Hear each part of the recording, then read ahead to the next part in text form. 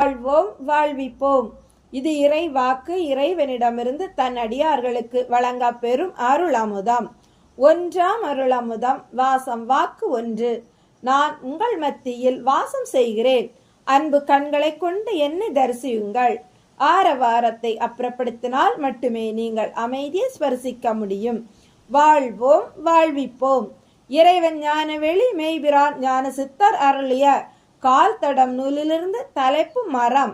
மரம் மனிதனுக்கு விட்டு செல்லும் கால் தடம். அவன் ஆயுளுக்கும் தேவையானது மரத்தை பார்த்து மனிதன் கற்றுக்கொள்ள வேண்டியது ஒன்று இரண்டல்ல, ஒட்டுமொத்த வாழ்க்கையையே கற்றுக்கொள்ள வேண்டி இருக்கிறது. மனித பிறப்பில் இருக்கிற கட்டுப்பாடே மனித பிறவிக்கு அடுத்து உடனே மனித பிறவி வழங்கப்படுவதில்லை. காரணம், மனித பிறவியில் மனிதன் கண்டிப்பாக தன் முழு கடமையை செய்துவிடுவான் என்று சொல்வதற்கில்லை. தன் கடமையை முறையாக முழுமையாக முடிக்காத போது மீண்டும் மனித பிறவி வழங்கப்படுவதில்லை. முழு கர்மாவை செய்து முடித்தால் அடுத்த நிலைக்கு தள்ளப்படும் போது அப்போது இருக்கும் அறிவு நிலைக்கு தக்கவே பிறவி வழங்கப்படும். அது நிச்சயம் ஆறறிவை விட கீழ்நிலையாகவே இருக்கும். ஏனெனில் ஆறறிவுக்குள்ள வாய்ப்பு வழங்கப்பட்டு இப்போதுதான் முடிக்கப்பட்டுள்ளதால் மீதுமுள்ள கர்மாப்படி உள்ள கர்ம அறிவிற்கு தக்க உள்ள பிறவியே கிடைக்கும். இதற்கிடையில் புதிதாக கர்மா சேர்த்திருந்தால் அது நிச்சயம் இருக்கும் நிலையை விட கீழே தள்ளும். தனக்குரிய உண்மை குரு கிடைக்கும் போதே ஒட்டுமொத்த கர்மாவை அளிக்க வாய்ப்பு உண்டாகும். இல்லை எனும்போது மனித நிலை இல்லாத மற்ற உயிர்நிலையே அமையக்கூடும். ஆனால் மரத்தை பொறுத்தவரை இந்த சூழல் உருவாவதில்லை. காரணம், மரம் தான் தோன்றிய இடத்தை விட்டு எங்கும் இடப்பெயர்ந்து கர்மாவை கூட்டுவதில்லை. நின்ற நிலையிலே இருக்கிற கர்மாவை கழிக்க மட்டும் செய்து வாழ்வை முடிக்கிறது என்ற நிலையில் முழுக்க இறை நம்பிக்கையிலே தன் காலத்தை தள்ளுகிறதே தவிர ஆசையில் வேண்டுதலோ இறை நம்பிக்கையின்மையோ மரம் செய்வதே இல்லை.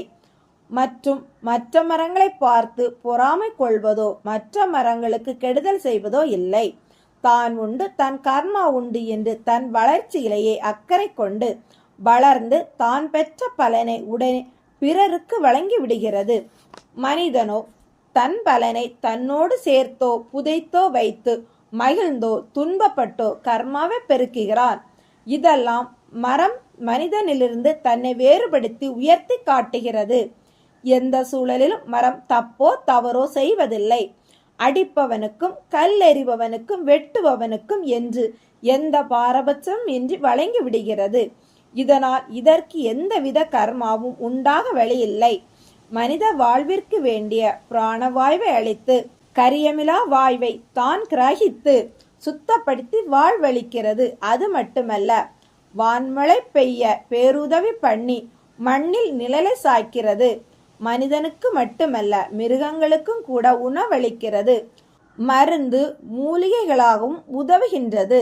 மரத்தின் வேர் முதல் பட்டை வரை இலை காய் கனி மட்டை குருத்து மலர் என்று இளமையிலும் முதுமையிலும் உதவும் போது மனித உடல் உரத்திற்கும் ஆகாது போவதை கவனித்தால் மரம் அழியாத அமுதம். மரத்தின் அடுத்த நிலை மனித நிலை என்னும் போது ஆறாம் அறிவை அனாவசியமாக தொட்டு விடுவதை காணலாம்.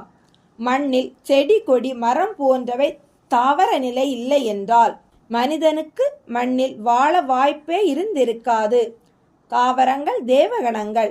அவை தான் விண்ணடைய நரநிலை தாங்கி மண்ணை தாண்டுகின்றன. மரத்தால் மனிதனுக்கு பெருமை, மனிதனால் மரத்திற்கு எந்த பெருமையும் இல்லை, பங்கம்தான். மரம் தானே உயிரை மாய்க்கும் எந்த செயலையும் செய்வதில்லை. மனிதன் பிற உயிரை மாய்க்கச் செய்து தானும் தற்கொலை செய்து கர்மாவை கூட்டுகிறான். மரம் நிழலும் தங்க இடமும் கொடுக்கிறது. வாழ்க்கை முழுதுமே தொண்டிற்கே அர்ப்பணித்து தன்னை உயர்த்துவதை பார்த்து மனிதன் தன் கால் தடத்தை தாவரத்தின் தடத்தில் பதித்தால் ஞான வாழ்வு நிச்சயம். வாழ்வோம் வாழ்விப்போம்.